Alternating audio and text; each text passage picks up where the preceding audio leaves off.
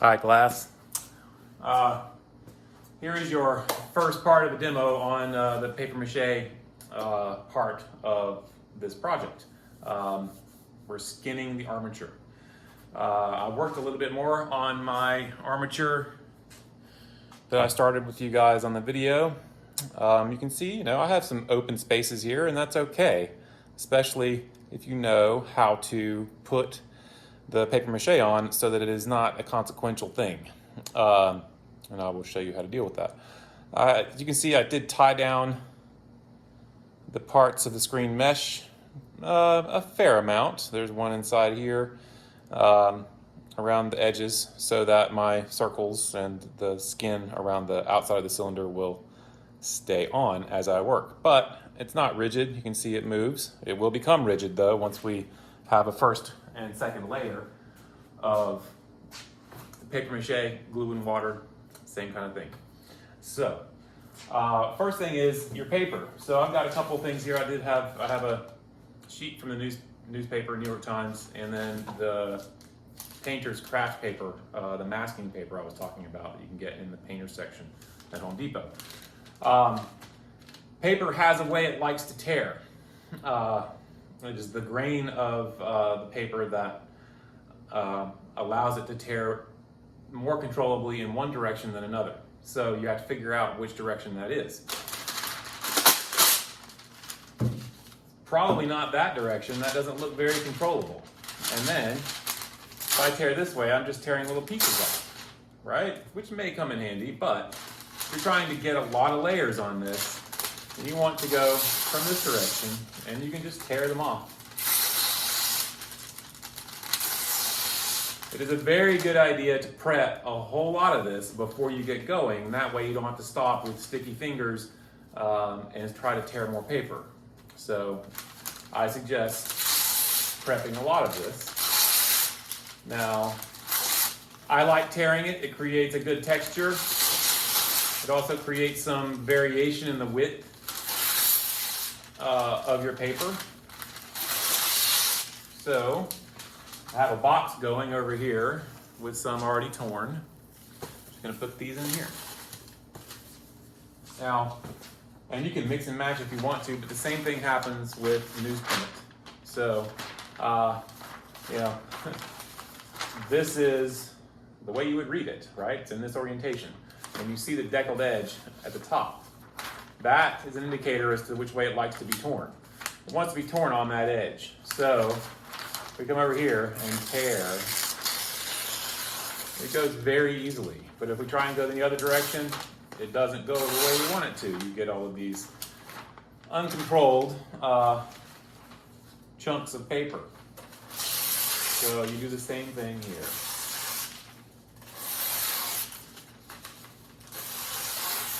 And generally speaking, however far back your fingers are from the edge of where you're tearing is where it's going to tear from. And it's going to pretty much take that same width all the way down. Right? Who knew that tearing paper could be so interesting? So prep a lot of that. You may have to, because we're going to do multiple layers of this to make it strong, you will probably have the opportunity to tear more if you need it once the first part of this is done. So once you've prepped your paper, you need your glue and your bucket. And you need some water too. So after I dump this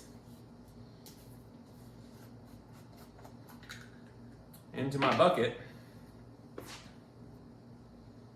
and this is the fun part, in my opinion. I like having my hands in the goo, so to speak.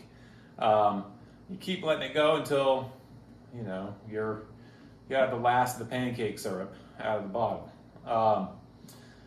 You're still obviously going to have some clinging to the edges and the sides of the bottle. And what we're going to do there, so that we know that we have a good mix, is once this finishes up, and we're close,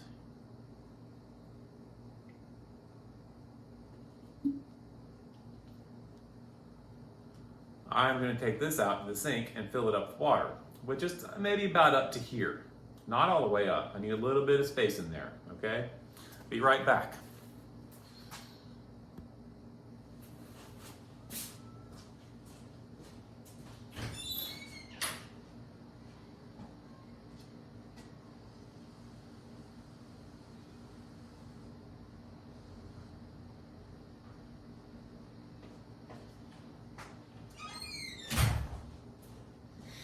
Okay, I'm back. That was fast, wasn't it?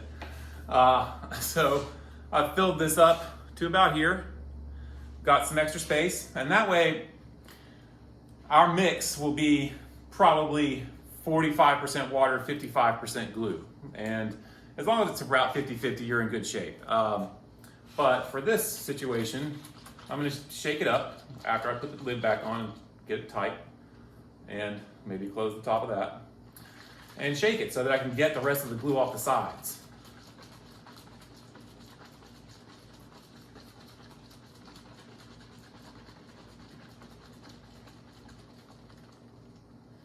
Okay, got most of it off.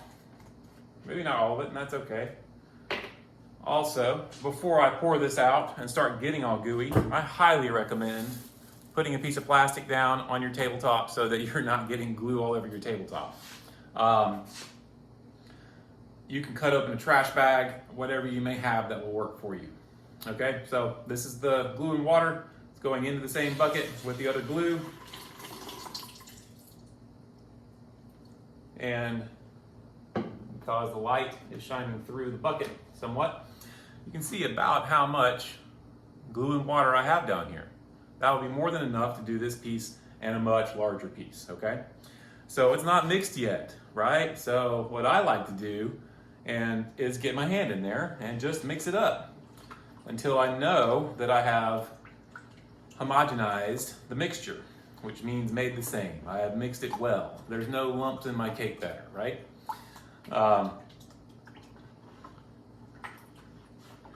I like to use my hands because I can feel everything. I can tell the consistency of things. I can see if there are any chunks, any thicker areas other than thinner areas. But you may, if you like, use neoprene gloves or some sort of rubber gloves. It's just glue and water. It is not going to hurt you. And if you get to a sink and wash your hands, then you are in very good shape. Sometimes things slosh around and splash out, just like you saw right there. Now, I'm mixed, and it's all over my hand. I'm just gonna leave my hand right here for now. Now, I'm gonna grab a few pieces of paper, go ahead and use this newsprint, and I'm going to lay it over like this. So I'm kind of going halfway down the side of the cylinder, up and over to the other side. Now I kind of work in a spiral, okay? You'll see what I mean as I work. But this is a little too long. So before I put it in here, I'm gonna tear it in half and just drop it in there. Tear that one in half and drop it in there. Tear that one in half and drop it in there. Same thing with a few more. And a few more of these.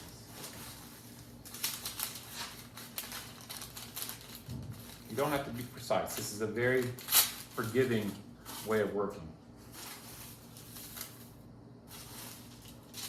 A couple more. That should be enough to get my first layer down. These over here for later use. Now, you can see it's dry at this point, sitting on top of the mixture. What I'm gonna do is get all of this, I'm just kind of folding it over, picking it up and slopping it through so that it all gets soaked. And you want it to get soaked so that the water and glue mixture gets into the fibers of the paper. So if you let it sit there, it's in there now at this point because it is completely saturated. The longer you leave it in there, the more the paper fibers will break down and you could end up with a clay-like situation, which is also fine. Experiment with that if you wish. So I've taken all my rings off and no jewelry. I don't recommend having any jewelry on while you do this because you can get glue stuck in your jewelry. You very simply just pick it up, squeegee off the excess, and let gravity help you. Place it onto the piece, maybe rub it down on the side a little bit to get the glue saturated into the texture of the screen mesh, and keep going.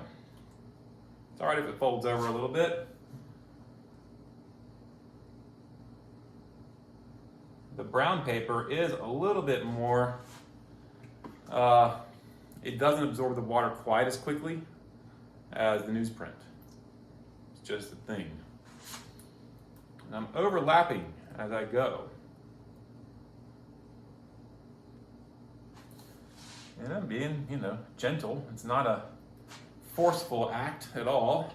We're not trying to carve plaster like we're going to do in the next project.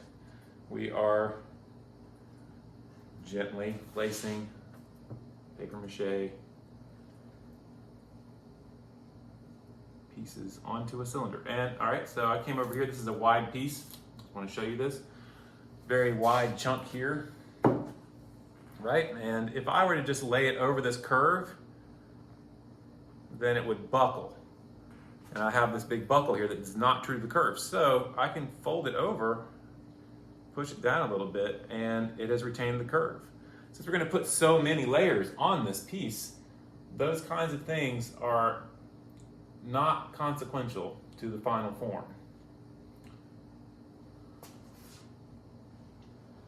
And you do have to work with gravity on this. If I were to try to work sideways, the paper mache would fall off. There. Because it has not adhered or dried yet to the sides of the cylinder or the top.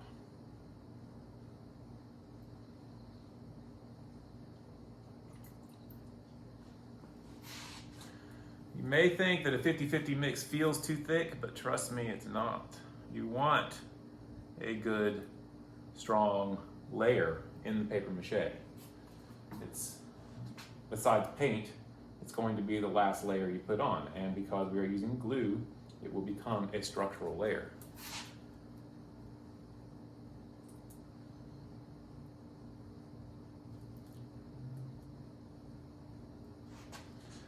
Have some buckling happening, and that's okay.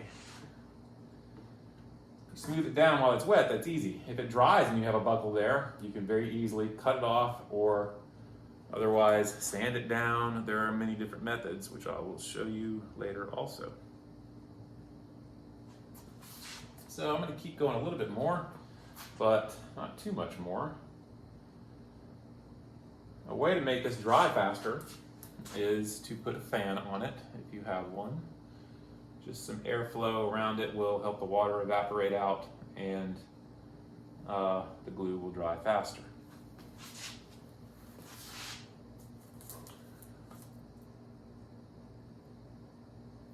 Keep pushing it down and folding it down.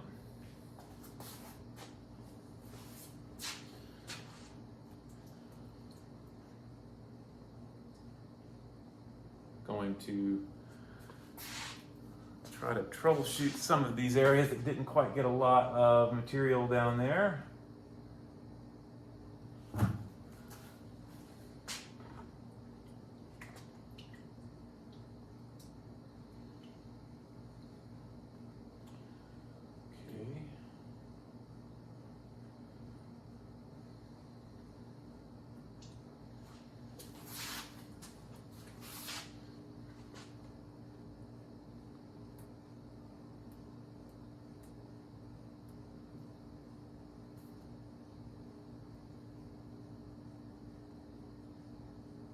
A little bit more.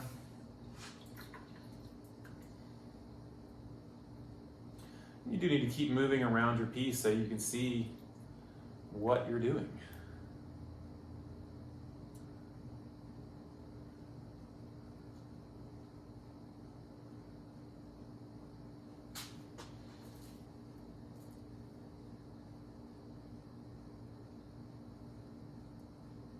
Okay, now I think what I'm going to try to do now, it may work, it may not, and that's okay if it doesn't.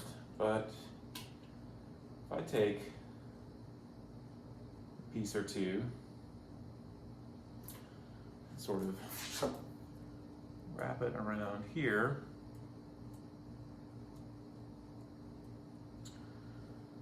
gravity, well, it cleans up this edge.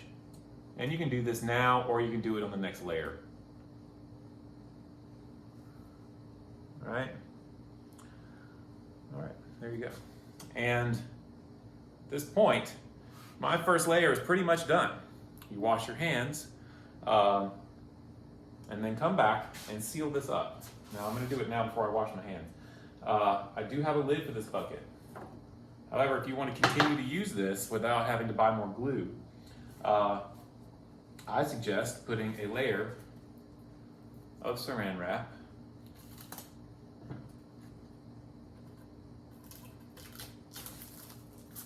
on top so that you're airtight and it will not evaporate. Right? As long as you're covering the edges, there you go. If you don't have a lid, so at this point I would just pop a lid on there, I'd be fine. If I don't have a lid, I can use a lot more saran wrap, but you can continue to use this throughout the project. Full enough to go around the circumference of your bucket. Turn it into a rope, basically, and tie it around the top edge of your saran wrap. And as long as you stay on that top edge, there you go. You do it once, maybe another loose one. There. Your paper mache or your glue and water mixture is fine also. And any paper you left in there will continue to break down and make your mixture a little thicker, which is never a bad thing. All right, I hope that was helpful. I'll come back with another video on how to wrap this piece up.